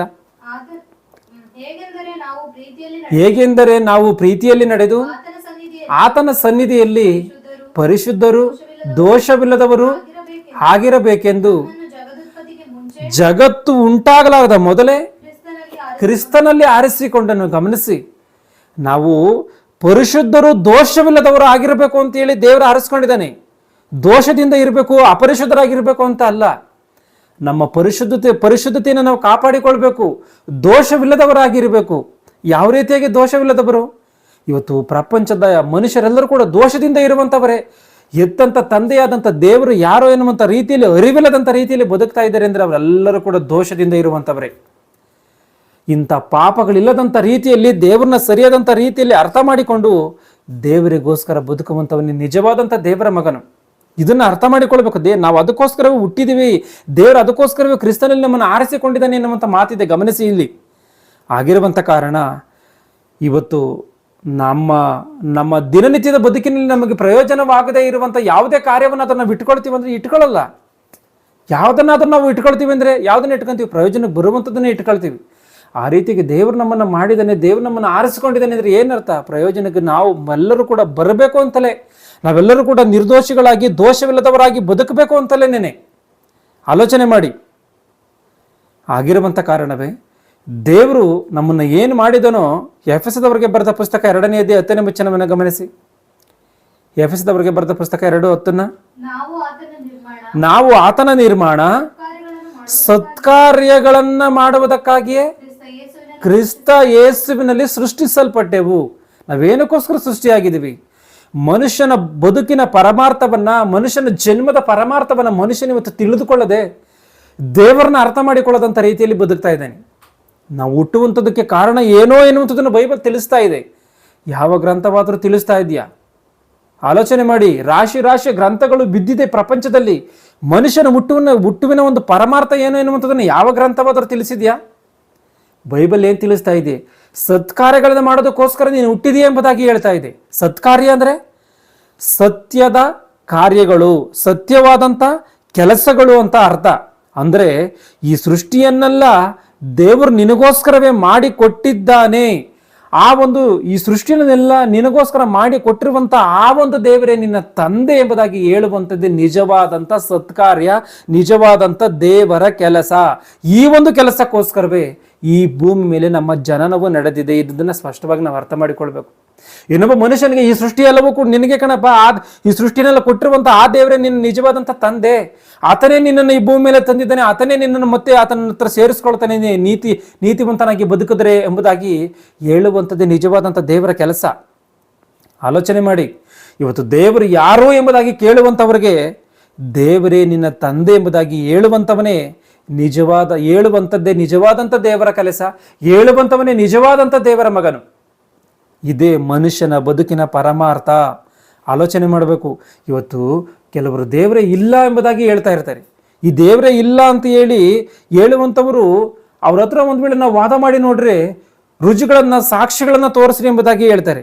ಒಂದು ವೇಳೆ ನಾವು ಆ ರೀತಿಯಾಗಿ ಸಾಕ್ಷಿಯನ್ನು ತೋರಿಸ್ತೋ ಒಂದು ಕಡೆ ದೇವರನ್ನ ಕಣ್ಣಿಂದ ತೋರಿಸು ಎಂಬುದಾಗಿ ಹೇಳ್ತಾರೆ. ಕಣ್ಣನ್ನು ನಾನು ನೋಡುವಂಥ ರೀತಿಯಲ್ಲಿ ತೋರಿಸು ಎಂಬುದಾಗಿ ಹೇಳ್ತಾರೆ. ಆಲೋಚನೆ ಮಾಡಿ. ಇವತ್ತು ಭೌತಿಕವಾದಂಥ ಮನುಷ್ಯರನ್ನ ತೋರಿಸು ಎಂಬುದಾಗಿ ಹೇಳಿದ್ರೆ ಧಾರಾಳವಾಗಿ ತೋರಿಸ್ಬೋದು. ಆದರೆ ಕಣ್ಣಿಗೆ ಕಾಣದೇ ಇರುವಂಥ ದೇವರನ್ನ ತೋರಿಸೋದಕ್ಕೆ ಸಾಧ್ಯವಾ? ಇವತ್ತು ಈ ಒಂದು ಪ್ರಪಂಚದಲ್ಲಿ ಏನೋ ಉನ್ನತ ಸ್ಥಾನದಲ್ಲಿರುವಂಥವರು. ಯಾಕೆಂತಂದರೆ ಸ್ಟೀಫನ್ ಹಾಕಿಂಗ್ ಎನ್ನುವಂಥ ಆ ಒಂದು ವಿಜ್ಞಾನಿ ಉನ್ನತ ಸ್ಥಾನದಲ್ಲಿ ಇದ್ದುಕೊಂಡು ದೇವರೇ ಇಲ್ಲ ಎಂಬುದಾಗಿ ಹೇಳಿದ್ದಾನೆ. ಆಗ ಹೇಳಿದಂಥ ಸಮಯದಲ್ಲಿ ಟಿವಿ ಮೀಡಿಯಾಗಳೆಲ್ಲವೂ ಕೂಡ ಇಂಥ ಮಹಾನ್ ವ್ಯಕ್ತಿ ಈ ಮಾತನ್ನು ಹೇಳಿದ್ದಾನೆ ಎಂಬುದಾಗಿ ಪ್ರಪಂಚದಾದ್ಯಂತ ಹರಡು ಹೋಗುವಂಥ ರೀತಿಯಲ್ಲಿ ಮಾಡಿದ್ದಾರೆ. ಅಂದರೆ ಯಾವುದೊಬ್ಬ ಮನುಷ್ಯನು, ಚಿಕ್ಕ ಮನುಷ್ಯನು ಸಮಾಜದಲ್ಲಿ ಏನೇ ಮಾತುಗಳನ್ನು ಮಾತಾಡಿದ್ರೆ ಅಷ್ಟು ಬೆಲೆ ಇರಲ್ಲ. ಉನ್ನತ ಸ್ಥಾನದಲ್ಲಿ, ಮನುಷ್ಯರ ಮನಸ್ಸಿನಲ್ಲಿ ಉನ್ನತ ಸ್ಥಾನದಲ್ಲಿ ಇರುವಂಥವನು ಯಾವ ತಪ್ಪು ಮಾತನ್ನು ಹೇಳಿದ್ರು, ಸುಳ್ಳು ಮಾತನ್ನು ಹೇಳಿದ್ರು ಅದೆಲ್ಲವೂ ಕೂಡ ನಂಬುವಂಥ ರೀತಿಯಲ್ಲಿ ಇರುತ್ತೆ. ಎಲ್ಲ ಮನುಷ್ಯರು ಕೂಡ ಅದನ್ನು ನಂಬಿಬಿಡ್ತಾರೆ. ಆಲೋಚನೆ ಮಾಡಿ. ಇವತ್ತು ಪ್ರಕೃತಿಯನ್ನು ನೋಡಿ ಶಾಸ್ತ್ರಗಳನ್ನಾಗಿ ಮಾಡಿಕೊಂಡು ಈ ವಿಜ್ಞಾನಿಗಳು ಈ ಒಂದು ಸೈನ್ಸನ್ನೇ ಅವರ ಬಲವಾಗಿ ಮಾಡಿಕೊಂಡು ಮನುಷ್ಯರನ್ನೆಲ್ಲರನ್ನು ಕೂಡ ನಂಬಿಸುವಂಥ ಕೆಲಸವನ್ನು ಮಾಡ್ತಾ ಇದ್ದಾರೆ. ಇವತ್ತು ಒಂದು ವೇಳೆ ಈ ಒಂದು ಸೈನ್ಸನ್ನು ಇಲ್ಲ ಬೈಬಲ್ಲ, ಸೈನ್ಸಾ ಇಲ್ಲ ದೈವತ್ವವ ಎಂಬುದಾಗಿ ನಾವು ಏನಾದರೂ ಒಂದು ವೇಳೆ ಸ್ಪರ್ಧೆಯನ್ನು ಉಂಟು ಮಾಡಿದ್ರೆ ಬೈಬಲ್ ಎನ್ನುವಂಥದ್ದು ಇಲ್ಲ ದೈವತ್ವ ಎನ್ನುವಂಥದ್ದು ನಿಲ್ಲುತ್ತಾ, ಇಲ್ಲ ಸೈನ್ಸ್ ಎನ್ನುವಂಥದ್ದು ನಿಲ್ಲುತ್ತಾ? ನಾವೊಂದ್ಸರಿ ಆಲೋಚನೆ ಮಾಡಲೇಬೇಕು. ಈ ಒಂದು ಸಮಯದಲ್ಲಿ ಇಲ್ಲಿ ಗಮನಿಸಿ, ದೇವರೇ ಇವೆಲ್ಲವನ್ನು ಉಂಟು ಮಾಡಿದ್ದಾನೆ ಎಂಬುದಾಗಿ ನಾನು ಆಗಲೇ ಹೇಳಿದೆ. ಇವೆಲ್ಲವನ್ನು ದೇವರೇ ಉಂಟು ಮಾಡಿದ್ದಾನೆ. ಎಲ್ಲ ಸೃಷ್ಟಿಯನ್ನು ದೇವರೇ ಉಂಟು ಮಾಡಿದ್ದಾನೆ. ಗಿಡ ಮರಗಳನ್ನು ದೇವರೇ ಉಂಟು ಮಾಡಿದ್ದಾನೆ. ಪ್ರಾಣಿ ಪಕ್ಷಿಗಳನ್ನು ದೇವರೇ ಉಂಟು ಮಾಡಿದ್ದಾನೆ. ಅಣುವನ್ನು ಕೂಡ ದೇವರೇ ಮಾಡಿದ್ದಾನೆ. ಈ ಶಾಸ್ತ್ರಗಳ ವಿಷಯದಲ್ಲಿ ನೋಡುವಂಥದ್ದಾದರೆ ಈ ಲೋಕದಲ್ಲಿರುವಂಥ ವಿಷಯಗಳಲ್ಲೇ, ಈ ಭೂಮಿ ಮೇಲೆ ಇರುವಂಥ ಕಾರ್ಯಗಳನ್ನೇ ಇವರು ಪರಿಶೀಲನೆ ಮಾಡಿ ಶಾಸ್ತ್ರಗಳನ್ನಾಗಿ ಮಾಡ್ಕೊಂಡಿದ್ದಾರಾ, ಇಲ್ಲ ಬೇರೆ ಇನ್ನೇ ಯಾವುದೋ ಈ ಒಂದು ಈ ಸೃಷ್ಟಿಗೆ ಸಂಬಂಧಪಡದೇ ಇರುವಂಥ, ಈ ವಿಶ್ವಕ್ಕೆ ಸಂಬಂಧಪಡದೇ ಇರುವಂಥ ಬೇರೆ ಯಾವುದರ ವಿಷಯದಲ್ಲೋ ಅವರು ಏನೋ ಪರಿಶೀಲನೆ ಮಾಡಿ ಶಾಸ್ತ್ರವನ್ನಾಗಿ ಮಾಡ್ಕೊಂಡಿದ್ದಾರೆ ಅಂದರೆ ಈ ಸೃಷ್ಟಿಯ ವಿಷಯದಲ್ಲೇ ಮಾಡ್ಕೊಂಡಿದ್ದಾರೆ. ಅದು ಆಕಾಶದಲ್ಲಿ ಆಗಿರ್ಬೋದು, ಈ ಭೂಮಿ ಮೇಲೆ ಆಗಿರ್ಬೋದು. ಇವೆಲ್ಲವೂ ಕೂಡ ದೇವರು ಮಾಡಿದ್ದೆ. ಅಂದ್ರೆ ದೇವರು ಮಾಡಿದ್ದನ್ನ ಇವರು ನೋಡಿ ಓದಿ ಅದರ ಬಗ್ಗೆ ತಿಳಿದುಕೊಂಡು ಶಾಸ್ತ್ರಗಳನ್ನಾಗಿ ಹುಟ್ಟಿಸ್ಕೊಂಡು ದೇವರೇ ಇಲ್ಲ ಅಂತ ಹೇಳ್ತಾರೆ. ಅಂದರೆ ಇವರ ಅವಿವೇಕವು ಎಂಥ ತಾರಕ ಸ್ಥಿತಿಗೆ, ಅಂದ್ರೆ ಎಂಥ ಉನ್ನತವಾದಂಥ ರೀತಿಯಲ್ಲಿ ಏರಿ ಹೋಗಿದೆಯೋ ಆಲೋಚನೆ ಮಾಡಬೇಕು ನಾವು. ಇಲ್ಲಿ ಕೆಲವೊಂದು ಮಾತನ್ನ ನೀವು ಗಮನಿಸಬೇಕು. ಈ ಭೂಮಿಯ ಮೇಲ್ಭಾಗದ, ಅಂದ್ರೆ ಭೂಮಿಯ ಮೇಲ್ಭಾಗವನ್ನು ಪರಿಶೀಲನೆ ಮಾಡಿ, ಭೂಮಿಯ ಮೇಲ್ಭಾಗದ ಒಂದು ಶಾಸ್ತ್ರವನ್ನು ಹುಟ್ಟಿಸಿ ಭೂಗೋಳ ಶಾಸ್ತ್ರ ಎಂಬುದಾಗಿ ಇವರು ಹೆಸರನ್ನ ಇಟ್ಟು ಇದನ್ನ ಎಷ್ಟೋ ಯೂನಿವರ್ಸಿಟಿಗಳಲ್ಲಿ ವಿದ್ಯಾರ್ಥಿಗಳಿಗೆ ಕಲಿಸ್ತಾ ಇವರು ಈ ಒಂದು ವಿಷಯವನ್ನು ಹೇಳ್ತಾ ಇದ್ದಾರೆ. ಅಂದರೆ ಭೂಮಿಯನ್ನು ಉಂಟು ಮಾಡಿದ್ದು ದೇವರು ತಾನೆ, ದೇವರು ಉಂಟು ಮಾಡಿರುವಂಥ ಇದನ್ನ ಇವ್ರು ಏನು ಮಾಡ್ತಾರೆ, ಭೂಗೋಳ ಶಾಸ್ತ್ರ ಎಂಬುದಾಗಿ ಹೆಸರನ್ನ ಇಟ್ಟುಕೊಂಡು ನಾವೇ ದೊಡ್ಡವರು ಎಂಬುದಾಗಿ ಹೇಳ್ತಾ ಇದ್ದಾರೆ. ಅಷ್ಟು ಮಾತ್ರವಲ್ಲದೆ ಭೂಮಿಯ ಒಳಗಿರುವಂಥ ಕಾರ್ಯವನ್ನು ಕೂಡ ಪರಿಶೀಲನೆ ಮಾಡಿ ಭೂಗರ್ಭ ಶಾಸ್ತ್ರ ಎಂಬುದಾಗಿ ಹೆಸರಿಟ್ಟುಕೊಂಡಿದ್ದಾರೆ. ಆಲೋಚನೆ ಮಾಡ್ಬೇಕು ನಾವು ಇವೆಲ್ಲವನ್ನ. ದೇವ್ರು ಉಂಟು ಮಾಡಿರುವಂಥದ್ದನ್ನು ನೋಡೋದು, ಇವ್ರು ಹೆಸರಿಟ್ಕೊಳ್ಳೋದು. ಈ ಹೆಸರಿಡುವಂಥದ್ದೇ ಇವ್ರ ದೊಡ್ಡಸ್ತಿಕೆ ಅಷ್ಟೇ ಹೊರತು ಈ ದೇವರು ಮಾಡಿರುವಂಥ ವಿಷಯದಲ್ಲಿ ಏನೋ ಇವರು ಆ ರೀತಿಗೆ ಉಂಟು ಮಾಡೋದಕ್ಕೆ ಸಾಧ್ಯವಂದ್ರೆ ಸಾಧ್ಯ ಇಲ್ಲ. ಉಂಟು ಮಾಡಿರುವಂಥದ್ದಕ್ಕೆ ಹೆಸರಿಡುವಂಥದ್ದು ಅಷ್ಟೇ ಇವರ ಶ್ರೇಷ್ಠತೆ.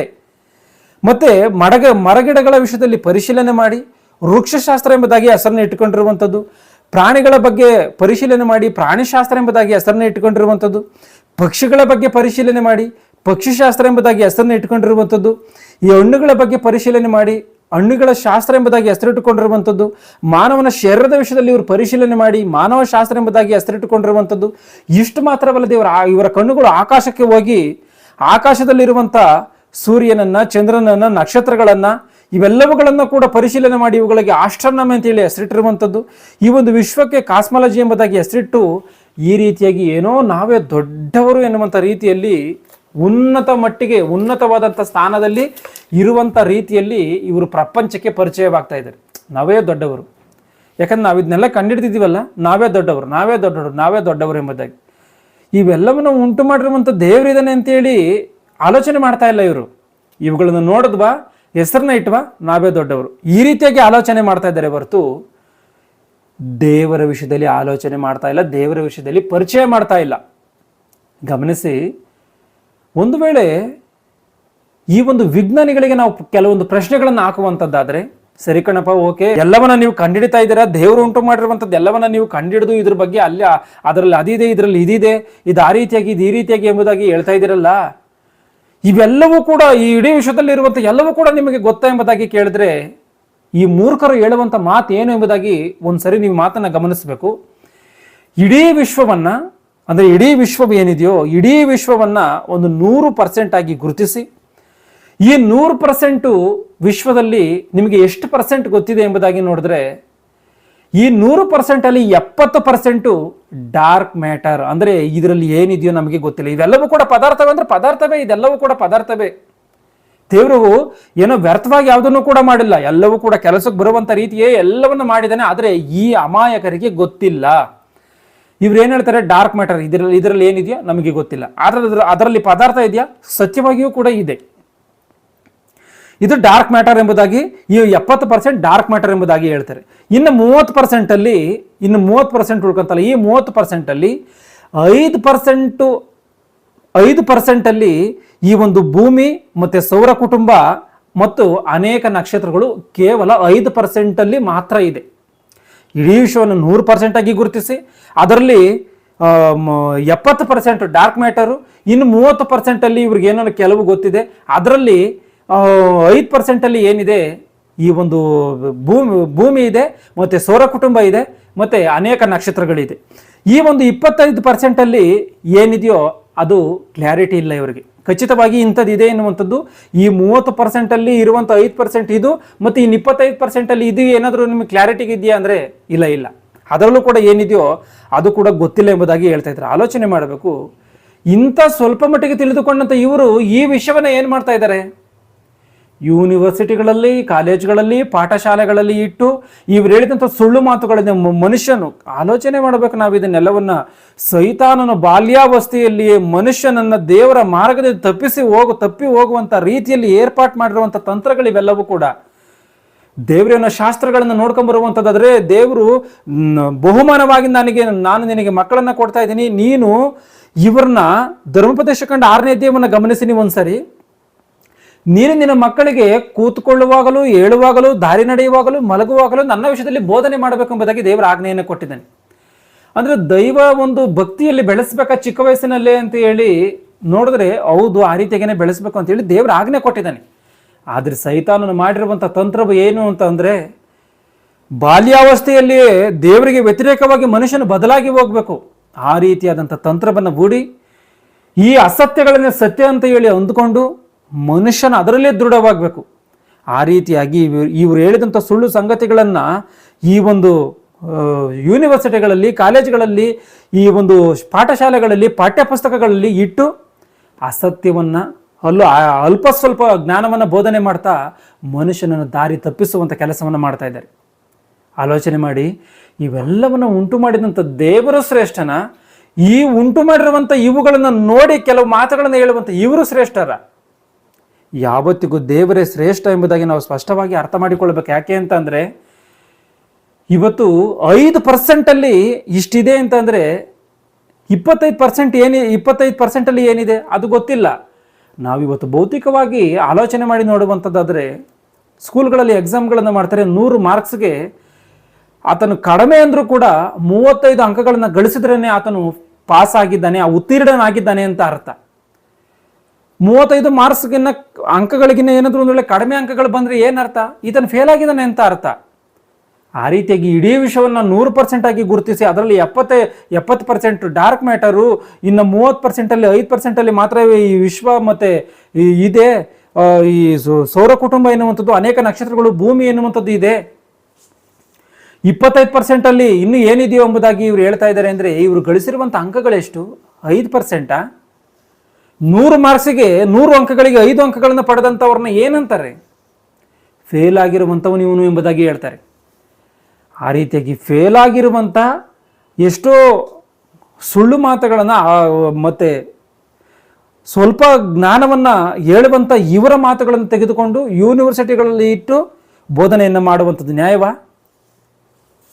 ಸರ್ವ ಸತ್ಯವೂ ಇರುವಂಥ ಬೈಬಲ್ನ ಪಠ್ಯಪುಸ್ತಕಗಳಲ್ಲಿ ಇಟ್ಟು, ಕಾಲೇಜುಗಳಲ್ಲಿ ಇಟ್ಟು, ಯೂನಿವರ್ಸಿಟಿಗಳಲ್ಲಿ ಇಟ್ಟು ಬೋಧನೆಯನ್ನು ಮಾಡಿದ್ರೆ ಪ್ರಪಂಚ ಎನ್ನುವಂಥದ್ದು ಉದ್ಧಾರವಾಗುತ್ತೆ. ಆಲೋಚನೆ ಮಾಡಿ ಇವನ್ನೆಲ್ಲವನ್ನ.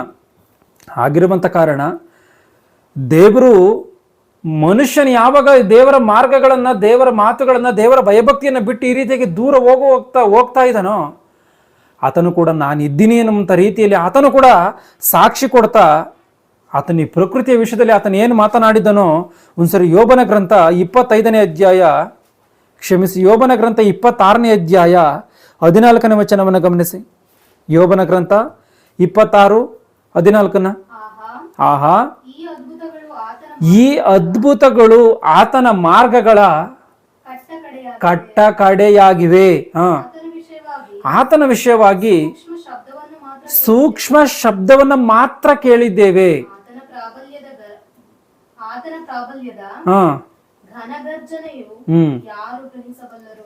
ಮುಂದೆ ಗಮನಿಸಿ, ಇದು ಆತನ ಮಾರ್ಗಗಳ ಕಟ್ಟ ಕಡೆ ಅಂತ. ಅಂದ್ರೆ ಈ ಸೃಷ್ಟಿಯನ್ನು ಎಲ್ಲವನ್ನ ನೋಡಿದ್ರೆ ಮನುಷ್ಯನ ಅರ್ಥ ಮಾಡಿಕೊಳ್ಳೋದಕ್ಕೆ ಸಾಧ್ಯ ಇಲ್ಲ ಆ ದೇವರ ಕಾರ್ಯಗಳನ್ನು. ಯಾಕೆಂತಂದ್ರೆ ದೇವರ ಕಾರ್ಯ ಎನ್ನುವಂಥದ್ದು ಅಂಥ ದೊಡ್ಡದ್ದು. ಮನುಷ್ಯನು ದೇವರ ಕೈ ಕೆಲಸಗಳನ್ನ, ದೇವರ ಕೆಲಸ ಕಾರ್ಯಗಳನ್ನ, ದೇವರು ಮಾಡಿರುವಂಥ ಅದ್ಭುತ ಕ್ರಿಯೆಗಳು ಏನಿದೆಯೋ ಇಲ್ಲ ಅವೆಲ್ಲವೂ ಶೂನ್ಯದಲ್ಲಿ ಭೂಮಿ ನಿಲ್ಲುವಂಥದ್ದು, ಶೂನ್ಯದಲ್ಲಿ ಇವೆಲ್ಲ ಕೂಡ ವಿಶ್ವ ಇರುವಂಥದ್ದು, ಇವೆಲ್ಲವೂ ಕೂಡ ಈ ರೀತಿಯಾಗಿ ಶೂನ್ಯದಲ್ಲಿ ತೇಲ್ತಾ ಇರುವಂಥದ್ದು. ಅಂದ್ರೆ ಇವೆಲ್ಲವೂ ಕೂಡ ದೇವರ ಮಾರ್ಗಗಳ ಅದ್ಭುತವಾದಂಥ ಕಾರ್ಯಗಳು.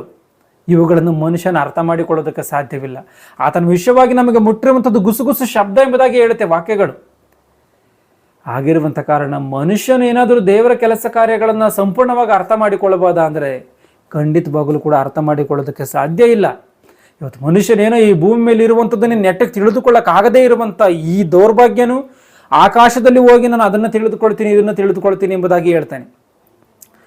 ಪ್ರಪಂಚದಲ್ಲಿ ದೇಶದಲ್ಲಿರುವಂಥ ಬಡ ಜನಗಳಿಗೆ ಒಂದು ತುತ್ತು ಅನ್ನ ಹಾಕೋದಕ್ಕೆ ಯೋಗ್ಯತೆ ಇಲ್ಲದಂಥ ಅಯೋಗ್ಯರು ಇನ್ನೊಂದು ಗ್ರಹದಲ್ಲೋ ಇಲ್ಲ ಆಕಾಶದಲ್ಲಿ ಹೋಗಿ ನಾವು ಆ ಪರಿಶೋಧನೆಯನ್ನು ಮಾಡಿ ಈ ಪರಿಶೋಧನೆಯನ್ನು ಮಾಡಿ ಅಲ್ಲೇ ಜೀವಂತವಾಗಿ ಮನುಷ್ಯನ ಇರ್ಬೋದನೆ ಎಂಬುದಾಗಿ ಆಲೋಚನೆ ಮಾಡ್ತೀವಿ, ನಾವು ಪರಿಶೋಧನೆ ಮಾಡ್ತೀವಿ ಎಂಬುದಾಗಿ ಅಮಾಯಕರ ಹಣವನ್ನು ತೆಗೆದುಕೊಂಡೋಗಿ ವ್ಯರ್ಥ ಮಾಡ್ತಾ ಇದ್ದಾರೆ.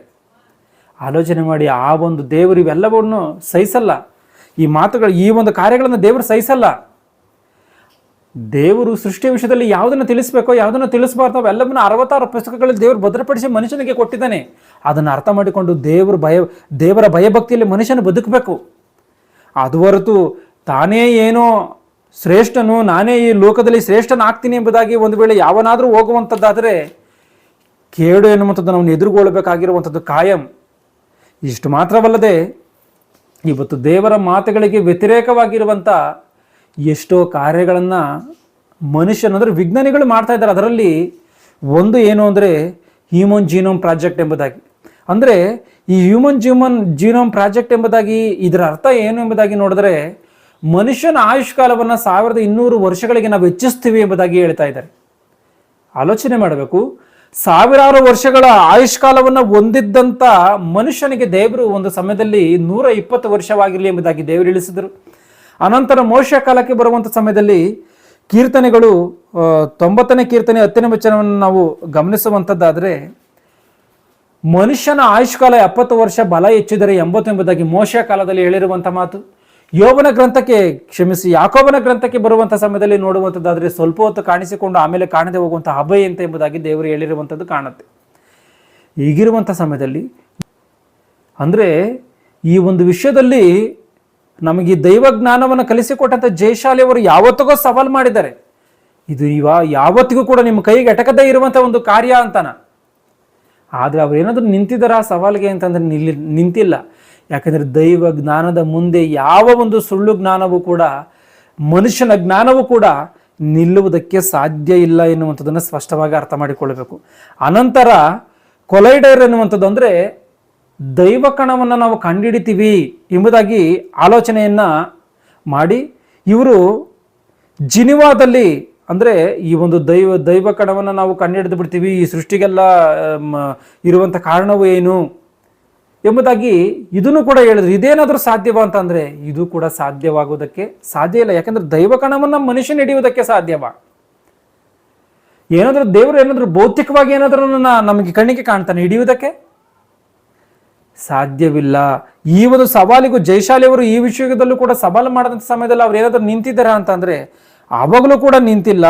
ಮತ್ತೆ ಏಲಿಯನ್ಸ್ಗಳ ವಿಷಯದಲ್ಲಿ ಇನ್ನೊಂದು ಗ್ರಹಗಳಲ್ಲಿ ಬುದ್ಧಿಜೀವಿಗಳಿದೆ ಎಂಬುದಾಗಿ ಪ್ರಪಂಚಕ್ಕೆ ಸುಳ್ಳನ್ನು ಪರಿಚಯ ಮಾಡಿ ಅನೇಕ ಮನುಷ್ಯರನ್ನ ತಪ್ಪು ದಾರಿಯಲ್ಲಿ ನಡೆಸುವಂಥ ಕಾರ್ಯವನ್ನು ಇವತ್ತಿಗೂ ಕೂಡ ನಡ್ಕೊಂಡು ಹೋಗ್ತಾ ಇದೆ ಕೆಲವು ಕಡೆಗಳೆಲ್ಲ.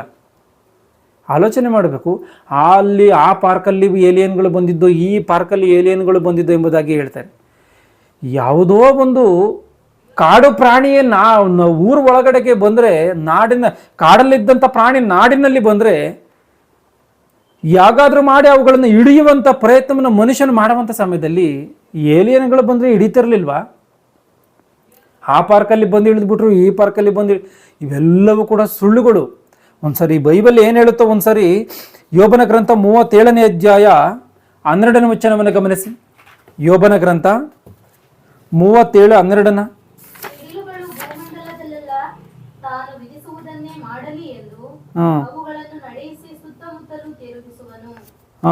ಇದೇ ಮಾತು ತೆಲುಗು ಬೈಬಲಲ್ಲಿ ಏನಿದೆ ಅಂತ ಅಂದ್ರೆ,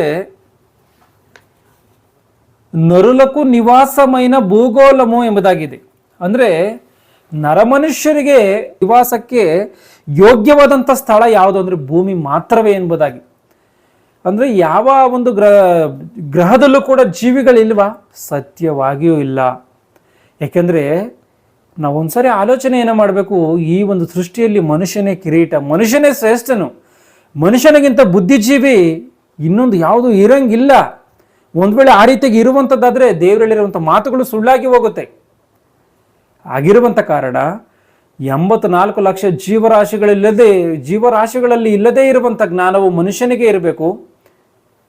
ಯಾವ ಬುದ್ಧಿಜೀವಿಗಳಿಗೂ ಇಲ್ಲದೇ ಇರುವಂಥ, ಯಾವ ಒಂದು ಜೀವಿಗಳಿಗೂ ಕೂಡ ಇಲ್ಲದೇ ಇರುವಂಥ ಬುದ್ಧಿ ಮನುಷ್ಯನಿಗೆ ಇರಬೇಕು. ಆಗಿರುವಂಥ ಕಾರಣ ಮನುಷ್ಯನಿಗಿಂತ ಬುದ್ಧಿವಂತನ ಯಾರಾದರೂ ಇದ್ದಾರೆ ಅಂತ ಅಂದರೆ ಅದು ಸುಳ್ಳು ಎನ್ನುವಂಥದ್ದನ್ನು ಖಚಿತವಾಗಿ ಬೈಬಲ್ ಹೇಳುತ್ತೆ. ಅಷ್ಟು ಮಾತ್ರವಲ್ಲದೆ ಪ್ರಸಂಗಿ ಗ್ರಂಥ 11ನೇ ಅಧ್ಯಾಯ 5ನೇ ವಚನವನ್ನು ಗಮನಿಸಿ. ಪ್ರಸಂಗಿ ಗ್ರಂಥ 11ನೇ ಅಧ್ಯಾಯ 5ನೇ ವಚನವನ್ನು, ಗಾಳಿಯ ಗತಿಯನ್ನ, ಗರ್ಭಿಣಿಯ ಗರ್ಭದೊಳಗೆ ಎಲುಬು ಬೆಳೆಯುವ ರೀತಿಯನ್ನ ನೀನು ಹೇಗೆ ತಿಳಿಯುವುದಿಲ್ಲವೋ? ಅಂದ್ರೆ ಮನುಷ್ಯನಿಗೆ ಗೊತ್ತಿಲ್ವಾ? ತಾಯಿಯ ಗರ್ಭದಲ್ಲಿ ಎಲುಬು ಉಂಟಾಗುತ್ತೆ, ಯಾವ ರೀತಿಯಾಗಿ ಉಂಟಾಗುತ್ತೆ ಅದು ಗೊತ್ತಿಲ್ವಾ? ಪಿಂಡೋತ್ಪತ್ತಿ ಶಾಸ್ತ್ರಜ್ಞನಿಗೆ ಇವತ್ತಿಗೂ ಕೂಡ ಗೊತ್ತಿಲ್ಲ. ಆಲೋಚನೆ ಮಾಡಿ ದೇವರ ಮಾತುಗಳು ಎಷ್ಟು ಸತ್ಯವೋ ಎನ್ನುವಂಥದ್ದನ್ನು. ಇಷ್ಟು ಮಾತ್ರವಲ್ಲದೆ ಈ ಪ್ರಕೃತಿಯಲ್ಲಿ ಅನೇಕ ಪ್ರಕೃತಿ ವಿಕೋಪಗಳು ಬರ್ತಾ ಇದೆ. ಅದು ಸುನಾಮಿ ಆಗಿರ್ಬೋದು, ಭೂಕಂಪ ಆಗಿರ್ಬೋದು, ಬರಗಾಲಗಳಾಗಿರ್ಬೋದು, ಇನ್ನಿತರ ಯಾವುದೇ ಪ್ರಕೃತಿ ವಿಕೋಪಗಳಾಗಿರ್ಬೋದು. ಅಂದರೆ ಇವೆಲ್ಲದರ ವಿಷಯದಲ್ಲಿ ಏನೋ ವಿಜ್ಞಾನಿಗಳು ನಾವೇ ಶ್ರೇಷ್ಠರು ಎಂಬುದಾಗಿ ಅಂದುಕೊಂಡಿರುವಂಥ ಯಾರಾದರೂ ಸರಿ ಇವುಗಳನ್ನು ತಡೆದು ನಿಲ್ಲಿಸುವುದಕ್ಕೆ ಸಾಧ್ಯವಾ? ಇವುಗಳಿಂದ ತಪ್ಪಿಸಿಕೊಳ್ಳುವಂಥದ್ದು ಹೇಗೆ ಎಂಬುದಾಗಿ ಆಲೋಚನೆ ಮಾಡ್ತಾನೆ ಹೊರತು ಇದನ್ನು ತಡೆದು ನಿಲ್ಲಿಸುವಂಥ ಒಂದು ಪ್ರಯತ್ನವನ್ನು ಯಾರಾದರೂ ಮಾಡ್ತಾನ? ಸಾಧ್ಯ ಇಲ್ಲವೇ ಇಲ್ಲ. ಯಾಕೆ ಸಾಧ್ಯ ಇಲ್ಲ ಅಂದರೆ, ಅಪೊಸ್ತಲರ ಕೃತ್ಯಗಳು 1ನೇ ಅಧ್ಯಾಯ 7ನೇ ವಚನವನ್ನು ಗಮನಿಸಿ. ಅಪೊಸ್ತಲರ ಕೃತ್ಯಗಳು 1ನೇ ಅಧ್ಯಾಯ 7ನೇ ವಚನವನ್ನು.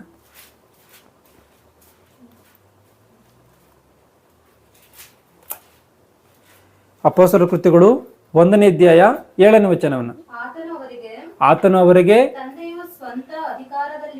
ತಂದೆ ಸ್ವಂತ ಅಧಿಕಾರದಲ್ಲಿಟ್ಟುಕೊಂಡಿರುವಂತ ಕಾಲಗಳನ್ನ, ಸಮಯಗಳನ್ನ ತಿಳಿದುಕೊಳ್ಳುವುದು. ಅಂದ್ರೆ ಸ್ವಂತ ಅಧಿಕಾರದಲ್ಲಿ ಕಾಲ, ಸಮಯಗಳು ಎನ್ನುವಂಥದ್ದಿದೆ. ಗಮನಿಸಿ, ನಾನು ನಾಳೆ ಯೂಟ್ಯೂಬಲ್ಲಿ ಅಪ್ಲೋಡ್ ಮಾಡಿರೋ ಒಂದು ವಿಡಿಯೋ ಇದೆ. ಈ ಒಂದು ಕಾಲಗಳ ವಿಷಯದಲ್ಲಿ ನಾಳಿನ ದಿನವು ತನ್ನದನ್ನು ತಾನೇ ಚಿಂತಿಸಿಕೊಳ್ಳುತ್ತಾ ಎಂಬುದಾಗಿ. ಆ ರೀತಿಯಾಗಿ ದೇವರು ಆಯಾ ದಿನಗಳಿಗೆ, ಆಯಾ ಸಮಯಗಳಿಗೆ ಕೇಡುಗಳನ್ನು ಒಪ್ಪಿಸಿಕೊಟ್ಟಿದ್ದಾನೆ. ಅದರಂತೆ ಆ ಒಂದು ದಿನ ಎನ್ನುವಂಥದ್ದು ಅದರ ಕೆಲಸವನ್ನು ನೆರವೇರಿಸುತ್ತೆ. ಯಾವ ಮನುಷ್ಯನನ್ನ, ಅಂದರೆ ಯಾವ ದಿನ ಎನ್ನುವಂಥದ್ದು, ಯಾವ ಒಂದು ಮನುಷ್ಯನನ್ನ ಯಾವತ್ತು ತೆಗಿಬೇಕು, ದೇವರು ಮೊದಲೇ ತೀರ್ಮಾನವನ್ನು ಮಾಡಿದ್ದಾನೆ. ಆ ಒಂದು ದಿನ ಎನ್ನುವಂಥದ್ದು ಏನು ಮಾಡುತ್ತೆ, ದೇವರ ಅಪ್ಪಣೆ ಮೇರೆಗೆ ಆ ಒಂದು ಸಂಹಾರವನ್ನು ಆ ಒಂದು ದಿನದಲ್ಲಿ ನಡೆಸಿಬಿಡುತ್ತೆ. ಆ ರೀತಿಯಾಗಿ ಭೂಕಂಪದ ದಿನ ಎನ್ನುವಂಥದ್ದಾಗಿರ್ಬೋದು, ಸುನಾಮಿಯ ದಿನ ಎನ್ನುವಂಥದ್ದಾಗಿರ್ಬೋದು, ಇವೆಲ್ಲವೂ ಕೂಡ ದೇವರ ಸ್ವಾಧೀನದಲ್ಲಿದೆ. ದೇವರ ಅಪ್ಪಣೆ ಕೊಟ್ಟಂತ ರೀತಿಯಲ್ಲಿ ಆ ದಿನ ಎನ್ನುವಂಥದ್ದು ಈ ಭೂಮಿ ಮೇಲೆ ಆ ಸಂಹಾರವನ್ನು ನಡೆಸಿಬಿಡುತ್ತೆ. ಅಂದ್ರೆ ಇದೆಲ್ಲದಕ್ಕೂ ಕಾರಣ ದೇವರ ಹೌದು, ಆ ದೇವರೇ, ನಿನ್ನನ್ನು ಉಂಟು ಮಾಡಿದಂಥ ಆ ದೇವರೇ, ನಿನ್ನನ್ನು ಈ ಭೂಮಿ ಮೇಲೆ ಕಾಪಾಡಿ ನಡೆಸ್ತಾ ಇರುವಂತ ಆ ದೇವರೇ, ನಿನ್ನ ಈ ಭೂಮಿ ಮೇಲಿಂದ ನೀನು ಹೋದಂತ ತರುವಾಯ ನಿನಗೆ ಸ್ವರ್ಗವನ್ನು ಕೊಡ್ಬೇಕಾ, ನರಕವನ್ನು ಕೊಡ್ಬೇಕಾ ಎನ್ನುವಂಥ ರೀತಿಯಲ್ಲಿ ತೀರ್ಮಾನ ಮಾಡಿ ಕಳಿಸ್ತಾನಲ್ಲ, ಆ ಒಂದು ದೇವರೇ ಇವೆಲ್ಲವನ್ನ ಮಾಡ್ತಾ ಇದ್ದಾನೆ. ಆತನೇ ನಿನ್ನ ನಿಜವಾದಂಥ ತಂದೆ, ಆತನೇ ನಿನ್ನ ನಿಜವಾದಂಥ ದೇವರು. ಒಬ್ಬನೇ ದೇವರು, ಈ ಪ್ರಪಂಚಕ್ಕೆ ಒಬ್ಬನೇ ದೇವರು, ಎಲ್ಲರಿಗೂ ತಂದೆಯಾಗಿರುವಂಥ ದೇವರು ಒಬ್ಬನೇ ಎಂಬುದಾಗಿ ಬೈಬಲ್ ಸ್ಪಷ್ಟವಾಗಿ ತಿಳಿಸ್ತಾ ಇದೆ. ಆ ಒಂದು ದೇವರು ಯಾವ ರೀತಿಯಾಗಿದ್ದೇನೋ ಗೊತ್ತಿದೆಯಾ? ಆ ದೇವರು ಯಾವ ರೀತಿಯಾಗಿದ್ದೇನೋ ಗೊತ್ತಿದೆಯಾ? ಯೋಹಾನ ಬರೆದ ಸುವಾರ್ತೆ 4ನೇ ಅಧ್ಯಾಯ 24ನೇ ವಚನವನ್ನು ಗಮನಿಸಿ. ಯೋಹಾನನ ಬರೆದ ಸುವಾರ್ತೆ 4ನೇ ಅಧ್ಯಾಯ 24ನೇ ವಚನವನ್ನು. ದೇವರ ಆತ್ಮಸ್ವರೂಪನು. ಗಮನಿಸಿ, ಇಲ್ಲಿ ಏನಿದೆಯೋ, ದೇವರ ಆತ್ಮಸ್ವರೂಪನು. ದೇವರಿಗೇನೋ ನಮ್ಮಂತ ಶರೀರ ಎನ್ನುವಂಥದ್ದು ಇದೆಯಾ? ಇಲ್ಲ. ದೇವರೇನೋ ಆಯುಧಗಳನ್ನ ಇಟ್ಕೊಂಡಿದ್ದಾನ? ಇಲ್ಲ. ದೇವ್ರು ಯಾವ ಮನುಷ್ಯನಿಗೆ ಕಾಣ್ತಾನ? ಇಲ್ಲ. ದೇವ್ರು ಯಾರ ಜೊತೆಯಲ್ಲಾದ್ರೂ ನರಮನುಷ್ಯರ ಒಟ್ಟಿಗೆ ಇವತ್ತಿನವರೆಗೂ ಮಾತಾಡಿದಾನ? ಇಲ್ಲ. ನೀನು ಪರಲೋಕಕ್ಕೆ ಹೋದಂಥ ತರುವಾಯವೇ ದೇವರನ್ನು ನೋಡುವಂಥದ್ದು. ಅಲ್ಲಿಯವರೆಗೂ ನಿನಗೆ ದೇವರ ದರ್ಶನ ಎನ್ನುವಂಥದ್ದು ಇಲ್ಲ. ದೇವರ ದರ್ಶನವನ್ನು ಕೊಟ್ಟನ, ನೀನು ಭೂಮಿ ಮೇಲೆ ಬದುಕಿರುವುದಿಲ್ಲ. ಹಾಗಿರುವಂಥ ಕಾರಣ ಈ ಭೂಮಿ ಮೇಲೆ ನಿನ್ನನ್ನು ಹುಟ್ಟಿಸಿ ಕಾರಣದ ನಿಮಿತ್ತವಾಗಿ, ಏನಕ್ಕೋಸ್ಕರ? ಸತ್ಕಾರ್ಯಗಳನ್ನು ಮಾಡೋದಕ್ಕೋಸ್ಕರವೇ ನಾವು ಕ್ರಿಸ್ತ ಯೇಸುವಿನಲ್ಲಿ ಉಂಟಾಗಿದ್ದೀವಿ ಎಂಬುದಾಗಿ ನಾವು ಎಫೆಸ 2:10 ನಾವು ನೋಡ್ಕೊಂಡಿದ್ದೀವಿ. ಆ ಮಾತಿಗೆ ಅನುಸಾರವಾಗಿ ನಾವು ಹುಟ್ಟಿರೋ ದೇವರು ನಮ್ಮನ್ನು ಈ ಭೂಮಿ ಮೇಲೆ ಕಾರಣದ ನಿಮಿತ್ತವಾಗಿ ಹುಟ್ಟಿಸಿ ಈ ಪ್ರಕೃತಿ ಎಲ್ಲವನ್ನ ಕೂಡ ಮನುಷ್ಯನ ಕಾಲ ಕೆಳಗೆ ಹಾಕಿ ನೀತಿವಂತರ ಮೇಲೆ ಅನೀತಿವಂತರ ಮೇಲೆ ಎಲ್ಲರ ಮೇಲೂ ಕೂಡ ಮಳೆಯನ್ನು ಸುರಿಸಿ ಸೂರ್ಯನ ಮೂಡುವಂತೆ ಮಾಡಿ ಕೊನೆಯದಾಗಿ ಆ ಮನುಷ್ಯನ ಯಾವ ರೀತಿಯಲ್ಲಿ ಬದುಕಿದನೋ ಆ ಒಂದು ಕ್ರಿಯೆಯ ಆಧಾರವಾಗಿ ಪರಲೋಕವನ್ನು ಕೊಡ್ಬೇಕಾ, ಇಲ್ಲ ನರಕವನ್ನು ಕೊಡಬೇಕಾ, ಆ ರೀತಿಯಾಗಿ ತೀರ್ಮಾನ ಮಾಡುವಂತ ಆ ಒಂದು ತಂದೆಯಾದಂಥ ಸರ್ವಶಕ್ತನಾದಂಥ ದೇವರೇ ನಿನ್ನ ಎತ್ತಂತ ತಂದೆ, ನಿನ್ನ ನಿಜವಾದಂಥ ದೇವರು ಎನ್ನುವಂಥದ್ದನ್ನ ಈ ಲೋಕ ಎನ್ನುವಂಥದ್ದು ಮರಿಬಾರ್ದು. ಆಲೋಚನೆ ಮಾಡಿ, ನಾವು ದೇವರು ಯಾರು ಎಂಬುದಾಗಿ ನಾವು ಅಂದ್ಕೊಂಡ್ವಲ್ಲ, ದೇವರಿಗಿರುವಂಥ ಲಕ್ಷಣಗಳಿವೆ. ದೇವರಿಗೆ ಎನ್ನುವಂಥವನಿಗೆ ಹುಟ್ಟು ಸಾವು ಇಲ್ಲ, ಆದಿ ಅಂತ್ಯ ಎನ್ನುವಂಥದ್ದಿಲ್ಲ, ಮೊದಲು ಕೊನೆ ಎನ್ನುವಂಥದ್ದಿಲ್ಲ. ದೇವರಿಗೆ ಕಾಮ ಕೋರಿಕೆ ಇಲ್ಲ, ಕಾಮ ಕೋರಿಕೆ ಇರುವಂಥವನು ದೇವರಾಗೋದಕ್ಕೆ ಸಾಧ್ಯ ಇಲ್ಲ. ಮರಣದ ಮೇಲೆ ಅಧಿಕಾರವಿರುವಂಥವನು ದೇವರು, ಕಾಮ ಕೋರಿಕೆ ಇಲ್ಲದೆ ಇರುವಂಥವನು ದೇವರು, ಹುಟ್ಟು ಸಾವು ಇಲ್ಲದೆ ಇರುವಂಥವನು ದೇವರು, ಯಾವ ಮನುಷ್ಯನನ್ನಾದ್ರೂ ಹುಟ್ಟಿಸುವಂಥವನು, ಸಾಯಿಸುವಂಥವನು ದೇವರು. ಆಲೋಚನೆ ಮಾಡಿ, ದೇವರಿಗಿರುವಂಥ ಲಕ್ಷಣಗಳು, ದೈವತ್ವದ ಲಕ್ಷಣಗಳು ಇವೆಲ್ಲವೂ ಕೂಡ. ದೇವರು ಯಾರು ಅಂದರೆ, ಈ ಭೂಮಿಯನ್ನೆಲ್ಲವನ್ನು ಉಂಟು ಮಾಡಿ, ಈ ಎಲ್ಲ ಸೃಷ್ಟಿಯನ್ನು ಉಂಟು ಮಾಡಿ, ಈ ಸೃಷ್ಟಿಯನ್ನೆಲ್ಲ ನಿನ್ನ ಕಾಲ ಕೆಳಗೆ ಹಾಕಿ ಕಾಪಾಡಿ ನಡೆಸ್ತಾ ಇದ್ದಾನಲ್ಲ, ಆತನೇ ನಿನ್ನ ದೇವರು, ಆತನೇ ನಿನ್ನ ನಿಜವಾದಂಥ ಒಬ್ಬನೇ ದೇವರು. ಎಲ್ಲರಿಗೂ ಅರ್ಥವಾಯ್ತು ಅಂದ್ಕೊಂತೀನಿ. ಎಲ್ಲರೂ ಕಣ್ಣುಗಳನ್ನು ಮುಚ್ಚಿ ಪ್ರಾರ್ಥನೆಯನ್ನು ಮಾಡ್ತೀನಿ.